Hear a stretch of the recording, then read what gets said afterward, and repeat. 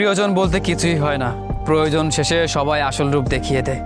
কত কাছের মানুষ দেখলাম, কত আপন মানুষ দেখলাম, কত মানুষকে ভালোবাসলাম। আসলে দিন শেষে কেউ প্রিয়জন হয় না, সবাই শুধু প্রয়োজনে প্রিয়জন বানায়।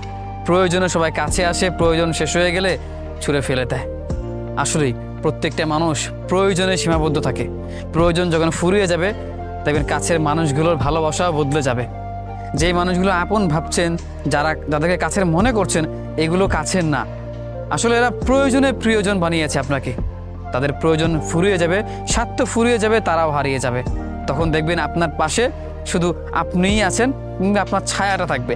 আসলে মাঝে মাঝে বলো না যে অন্ধকারও ছায়াও ছেড়ে চলে যায়, আসলে না, সেও পাশে থাকে, শুধু তাকে দেখতে পাই না। দিন শেষে যদি আপন বলতে কেউ থাকে, সেটা আপনি, আপনার ছায়া, আর কিচ্ছু না। কোনো আপন মানুষ হয় না, কোনো প্রিয়জন হয় না, সবাই প্রয়োজনে প্রিয়জন থাকে।